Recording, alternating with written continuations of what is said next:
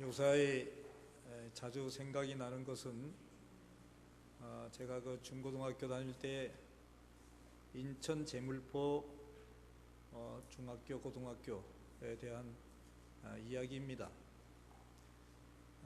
그러니까 전쟁이 끝나고 얼마 되지 않은 때에 이제 전쟁이 끝나서 학교들이 이제 다시 세워지고 그리고 이제 여러 학교들이 선생님을 수습하고 또 학생들을 가르치는데 혼란이 왔었죠. 어떻게 가르쳐야 되고 어떻게 또 등급을 매겨서 수습을 해야 되느냐, 이런 문제로 혼란기인데 86년도에 제물포 그 고등학교에 길령이라고 하는 교장 선생님이 부임하셨어요. 그 부임하시자마자 그분은 그 선생님들로부터 별명을 하나 얻었는데, 무슨 별명이냐면 석두라는 별명을 얻었어요. 석두는 뭐 좋은 말이고 돌대가리라 이랬어요.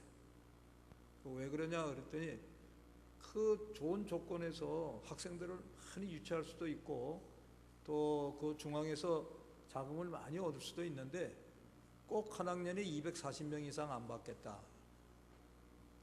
240명 이상 안 받으면 이제 6반 정도가 되는 건데, 뭐 우리 다 그렇게 배웠습니다만은 그 당시 또 편법으로 많이 또 학생들을 받아가지고 그렇게 운영한 학교가 많았습니다.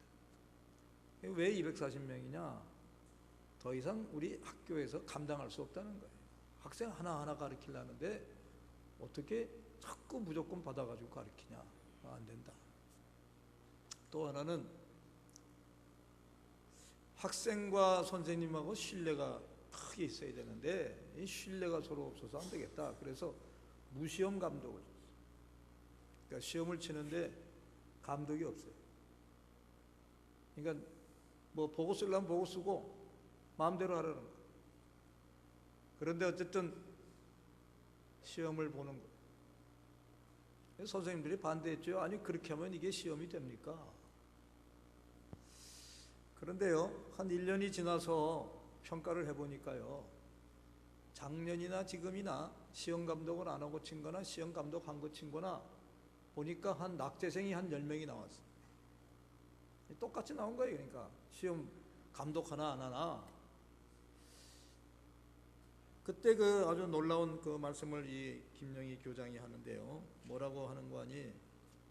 감독도 없이 얼마든지 부정시험 볼 수도 있는데 부정의 유혹 대신에 낙제를 선택한 너희들이 우리 학교의 양심이다. 그러면서 그들을 얼싸안아 주었다는 거예요.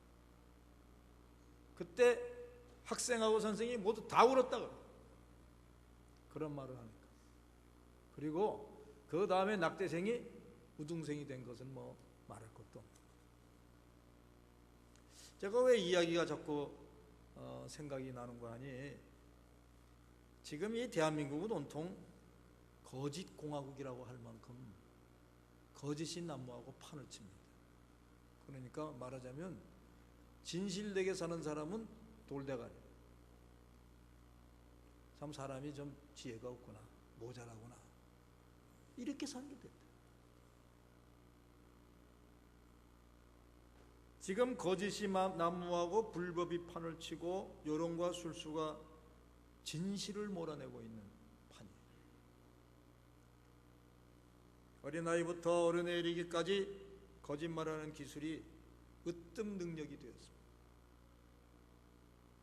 국무총리를 한 명 뽑으려고 해도 뭔가 진실이 결여되어서 늘 문제시 되고 있고, 아무리 사람을 뽑으려 해도 그 속에 꼭 하자가 있고, 무엇이 있느냐?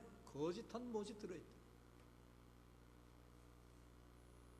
교육부 장관을 뽑으려고 해도 또 거짓으로 뭔가 한 것이 들통이 나오고, 심지어 범인을 잡는 검찰에서 어떻게 범인을 잡겠다고 하면 그것도 거짓일 것이다, 이렇게 사람들이 다 믿는 것. 정말 심각하지 않을 수가 없습니다. 이런 거짓이 판치는 세상은 곧 망할 징조라는 걸 알아야 됩니다. 뭐 세상이 무슨 천재지변이 와서 망하는 게 아닙니다. 사람이 마음이 부패하면 이제 망하기 시작하는 거예요. 사람과 사람 사이에는 신뢰라고 하는 게 제일 중요합니다. 더군다나 더 중요한 것은 하나님과 우리 사이에 신뢰가 제일 중요합니다. 그래야지 관계가 맺어지는 거예요. 그래야지 온전한 관계가 되고 우리가 하나님을 불러도 유효하고 또 하나님께 기도해도 되는 것이지, 이 하나님과 관계 속에서 이게 거짓이 이루어지면 그러면 무엇이 이루어지겠습니까? 그런데 하나님과 관계 속에서 거짓이라고 하는 것은 사람과 사람 사이에 서로 거짓이 이루어지면 그건 하나님과 또 관계 속에서 거짓이 이루어져요. 이거는 여기 있는 최 목사가 깨끗해서 하는 말이 아니에요. 나는 물론 여러분보다 더 큰 죄인이죠. 이미 죄로 오염된 인간이 깨끗하면 얼마나 깨끗하겠습니까? 그러나 오늘 하나님이 권면하는 말씀은 죄는 지을 수 있어도 그 죄의 심각한 걸 알고 깨닫고 회개하면 그거를 정직하다고 말씀하시는 거예요. 문제는 뭐냐? 죄를 짓고 회개가 없다. 당연시 하는 거예요. 오늘 성경 말씀을 보면 다윗의 고백이 나옵니다. 그리고 그의 간절한 기도가 있습니다. 내 속에 정한 마음을 창조하시고 내 안에 정직한 영을 새롭게 하시옵소서. 오늘 우리에게 꼭 필요한 기도가 이 기도가 아닌가 생각이 됩니다. 안중근 의사가 어렸을 때에 아버지가 아끼던 벼루를 깨뜨린 적이 있다고 합니다. 그 아버지가 그 벼루가 없으면은 정말 큰일이 날 것 같은 그런 벼루예요. 왜냐하면 그 아버님이 아주 한학자면서 이 붓글씨에 능하신 분인데 늘 붓을 옆에서, 그러니까 안중근 의사도 붓을 잘 쓰지 않았습니까? 붓글씨를 아시는 대로. 하인들이 안의사에게 이렇게 말했다고 합니다. 우리가 깨뜨렸다고 그러고 우리가 벌을 받겠습니다. 그러니까 그저 가만히 계세요. 이럴 때 어린 안중근은 그랬답니다. 아니다. 내가 한 것을 왜 너희가 한 것이라고 할 것이냐. 나는 그대로 말씀드릴 것이다. 그대로 말씀드렸더니 아버님이 정말 대노하셔가지고 그 안중근을, 어린 안중근을 그냥 매로 때렸는데 이 종아리에 피가 났다. 그러니까 이 하인들이 와서 내가 뭐라 그랬습니까? 우리가 당하면 되는데 왜 그걸 그렇게 말해가지고 그렇게 다리에 피가 나도록 상처를 입는다. 그러니까 안중근 의사가 이렇게 말을 했다고 그래요. 다리는 아프다마는 마음이 이렇게 편할 수가 없구나. 그 어린 안중근이 그런 말을 하다. 이런 안중근의 태도가 훗날 민족의 운명을 생각하는 마음이 된 것이지요. 요사의 일본을 보면 정말 안중근 의사의 기계가 생각이 납니다. 우리가 정말 일본보다 위에 있구나 라고 하는 것을 생각하게 돼요. 안중근 의사를 보면. 지금 일본은 부끄러운지도 모르고 역사 세탁을 하기에 급급하고 있습니다. 한마디로 말하면 거짓을 제조하고 있는 거죠. 얼마나 초라합니까? 자신들은 그렇게 해서 큰 이익을 얻겠다고 하는 것이지만은 얼마나 초라한지 모릅니다. 세계 역사를 보면 거짓을 행하는 나라마다 망하지 않는 나라는 없습니다. 물론 다 하나님의 역사죠. 특히 공산주의가 그렇습니다. 공산주의 국가들은 대부분 다 국가 지도자들이 국민을 속이고 선동해서 세운 나라들입니다. 북한만 해도 그렇습니다. 소련의 공산주의를 받아들여서 권력의 야심을 가진 김일성이 자신의 신분을 모두 거짓으로 만들어가지고 그 옛날 있었던 김일성 장군을 자기 이름으로 새겼어요. 그래가지고 북한 민족 전체의 거짓을 행한 거 아닙니까? 사람들을 선동하고 전쟁을 일으켜서 우리 민족의 비극적인 분단을 만들어낸 장군이니 바로 김일성입니다. 그 부자 대대로 3대로 내려오면서 오직 거짓으로 정치하고 그 모든 권력을 자신들만을 위해서 사용하는 그런 것을 보십시오. 어떻게 망하지가 않겠습니까? 이제 며칠 있으면 6월 25일 그날이 다가옵니다마는 우리가 6.25 전쟁을 여러 각도로 이해하고 반성하고 기억해야 되겠지만은 사단이 사람을 망하게 하고 사람의 가치를 떨어뜨리고 그리고 마지막 비극으로 끌고 가는 것 중에 하나가 바로 진리로부터 멀어지게 하고 진실을 왜곡하게 하고 거짓에 물들게 하고 결국에는 스스로 파멸하게 이르게 만드는 것입니다. 그러므로 항상 우리는 명심해야 됩니다. 진리에 거하셔야 됩니다. 진리 가운데 거하셔야 복받는 자리에 있게 되는 것이고 진리가 우리를 자유케 한다고 요한복음 3장 32절에 주님께서 분명하게 말씀하셨습니다. 요한복음 32절에 주님이 말씀하신 진리를 알지니 진리가 너희를 자유롭게 하리라 하신 말씀 가운데는 진리는 거짓을 미워하고 오직 하나님의 말씀으로 진실된 것을 말하며 그 진리라고 하는 것은 우리 인간이 사는 동안에 그 진리 아래 거하면 복받는 민족이 된다고 하는 것을 가르쳐 주신 것이죠. 이 진리를 어떻게 알게 되는가 말씀하시는 것이 31절에 나옵니다. 그러므로 예수께서 자기를 믿는 유대인들에게 이르시되 너희가 내 말에 거하면 참으로 내 제자가 되고 그랬습니다. 진리에 거할 수 있는 사람들은 첫째로 하나님의 말씀을 믿고 둘째로 그 말씀에 거하는 사람들입니다. 그 말씀에 거한다는 말은 오직 하나님의 말씀이 기준이 되어 그 기준으로 살아가는 사람들을 말씀합니다. 그래야 예수님의 제자가 되고 자유를 얻는 삶을 살게 된다는 것입니다. 오늘날 왜 이 나라에 이렇게 거짓이 난무하고 불의가 판을 치고 있습니까? 하나님의 말씀이 거하지 않기 때문입니다. 진리를 잃어버렸기 때문입니다. 완전히 영적으로 보면 사단의 권세 아래 눌려서 살고 있기 때문입니다. 여러분, 이거 심각한 것입니다. 정말 심각한 싸움은 영적 싸움입니다.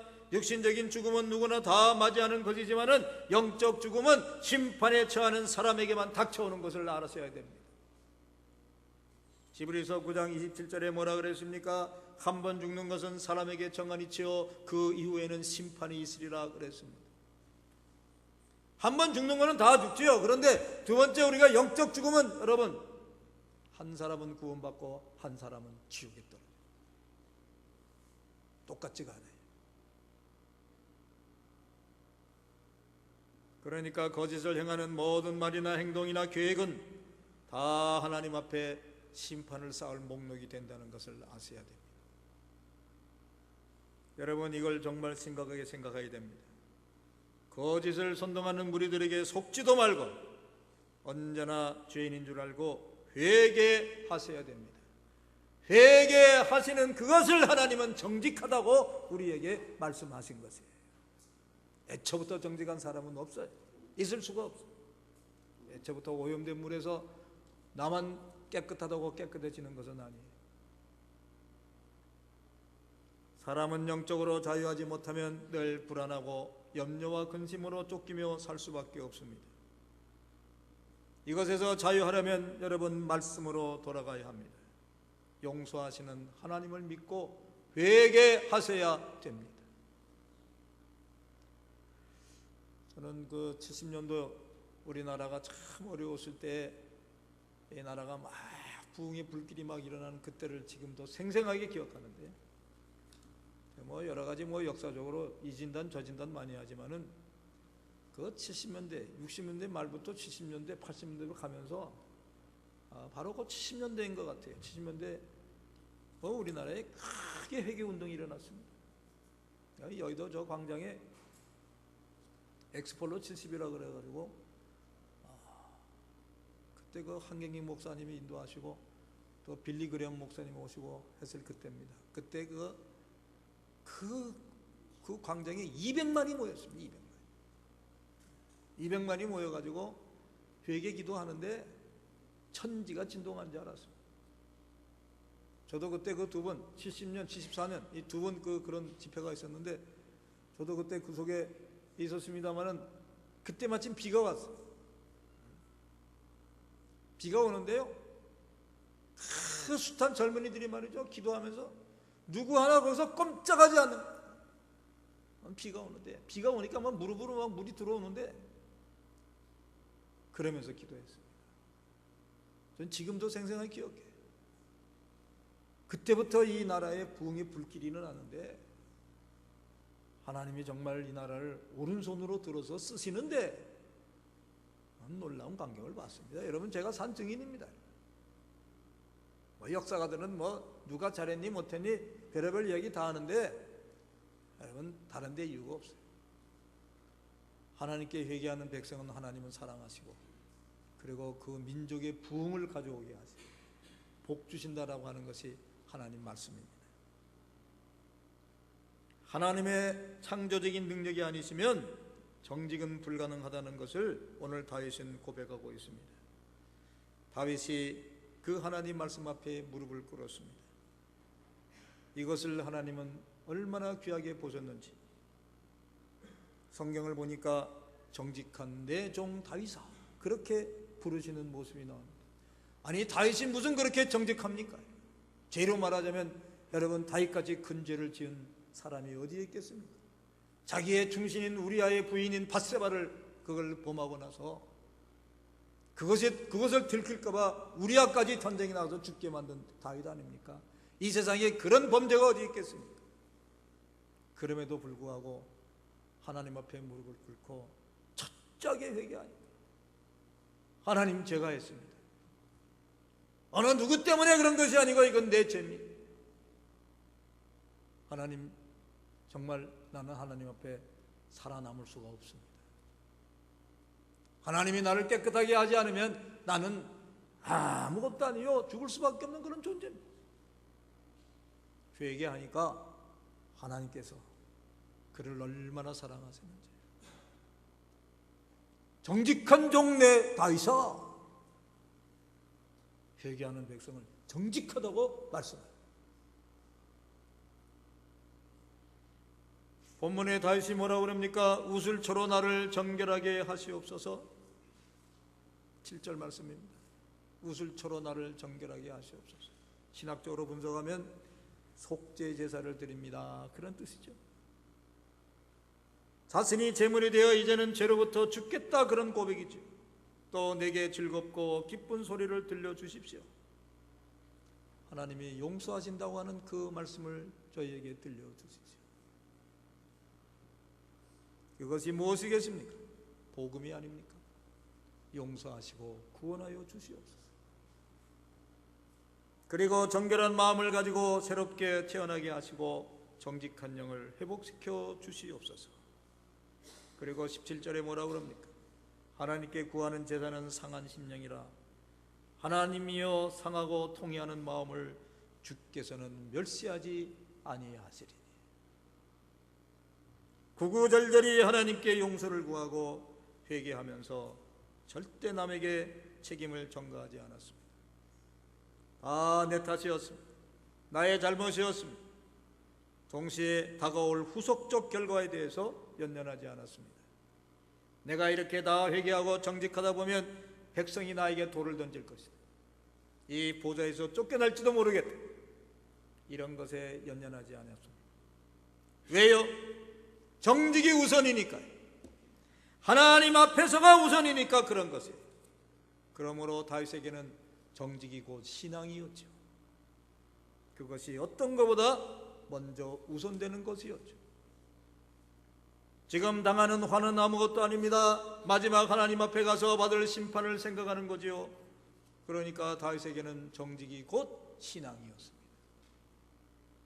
우리 주님도 이 땅에 오셔서 팔레스타인 땅에 그 거짓이 난무하고 휘칠한 무덤 같은 그 당시 무리들에게 공생애를 시작하시면서 첫 번째 하시는 말씀이 회개하라, 그리고 복음을 믿으라. 그러면 하나님 나라가 너희에게 가까이 있을 것이다.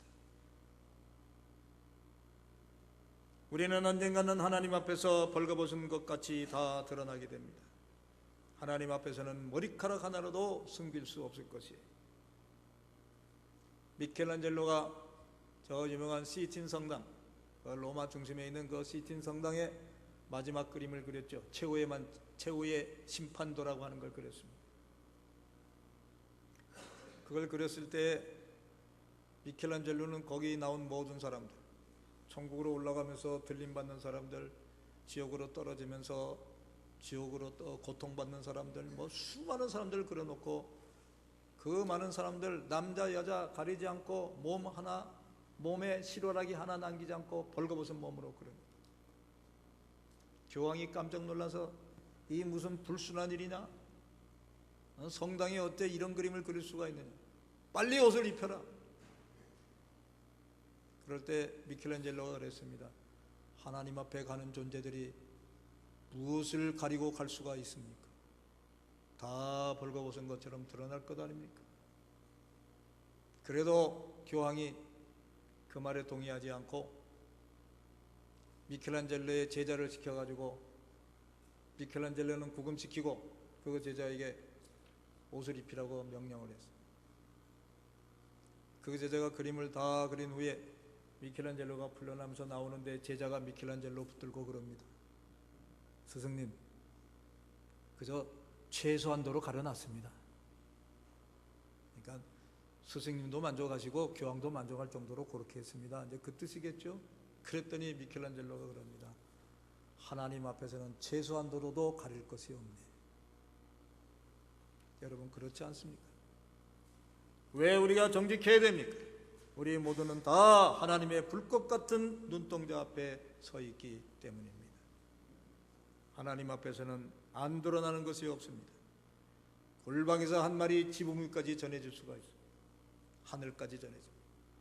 골목에서 한 일이 대로에서 나타날 수가 있습니다. 하나님이 보시기 때문입니다. 그러므로 누가 나를 심판하기 전에 내가 나를 심판하는 것이 정직입니다. 우리는 누구나 연약합니다. 다 죄 가운데 있고 죄의 유혹 앞에 쓰러지게 되어 있습니다. 그러므로 정직은 하나님의 창조적인 능력, 그 말씀대로 다시 나를 회복시켜 주시옵소서 하며 하나님 앞에 나가 회개하는 것이 바로 정직입니다.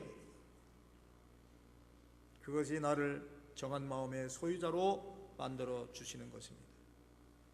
나라에 있었던 수많은 사건 사고, 지금까지 이어온 세월호 사건 중심에는 거짓이 그 원인이 되어 있었던 것이죠. 불의가 그 속에 중심이 되어 있었죠.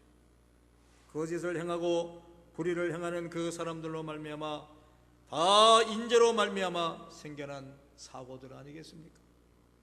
6.25 전쟁도 마찬가지고 또 지금 전 세계에서 일어나는 전쟁도 거짓된 사상과 종교 그리고 탐욕스러운 거짓된 정권들의 욕심, 이것이 인류의 재앙을 만들어내고 있는 것입니다. 영국 사람들은 세계를 제패했던 사람들이에요. 이 사람들에게 전통적으로 내려오는 격언이 있습니다. 하루를 행복하려면 이발소를 가십시오. 일주일을 행복하려면 결혼하세요. 결혼이 일주일밖에 못 가는지 모르겠습니다만 하여튼 결혼도 그 정도. 한 달을 행복하려면 말을 사세요. 1년을 행복하려면 집을 사세요. 평생을 행복하려면 정직하세요. 신사의 나라, 영국이란 그 타이틀은 이렇게 해서 붙여진 것입니다. 행복의 비결은 정직에 있습니다. 여러분 이걸 아셔야 됩니다. 성경의 잠언서 저자는 어느 신학자는 누구인지 불확실하다 그렇게 말하는 분도 있지만 전통적으로 솔로몬이라고 생각합니다. 가장 영리한 임금, 똑똑하고 지혜스러운 임금, 그 솔로몬이 잠언서 30장 7절로 8절에 말합니다. 이 잠언서 30장 7절로 8절은 기도입니다. 하나님 앞에서 죽기 전에 이루어 달라고 하는 간구죠. 그 소원은 두 가지입니다. 하나는 허탄한 말을 멀리하고 거짓말을 내게서 멀리 해달라는 것입니다. 쉽게 말하면 거짓말 안 하고 살게 하여 주시옵소서. 정직하게 살게 해주십시오. 그게 마지막 소원이라고 말을 합니다. 또 하나는 부하기도 마시고 가난하기도 마시고 나로 하여금 하나님께 영광을 가리지 않도록 해달라고 기도합니다.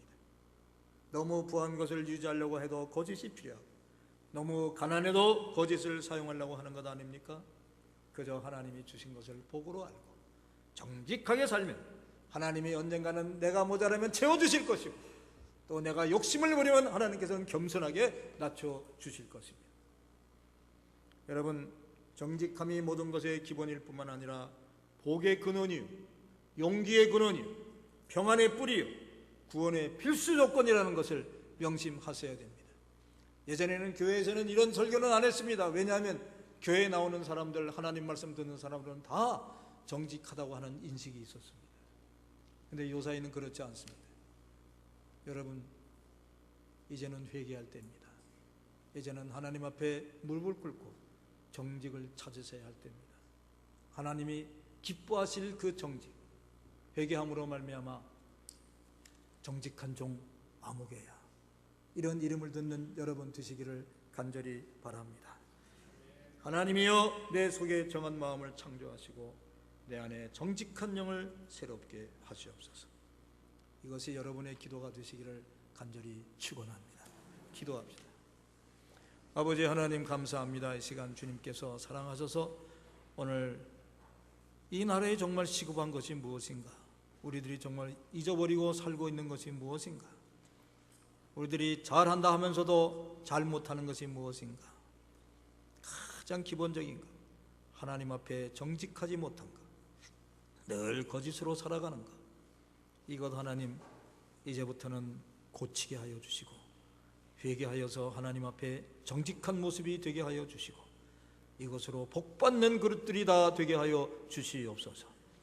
오늘 주님께서 사랑하셔서 이 말씀을 저에게 주실 때 저희들 명심하여 이 말씀을 새기고 저희를 통하여서 나라가 부흥하고 하나님께 영광을 돌릴 수 있는 그런 기틀이 마련되게 하여 주시옵소서.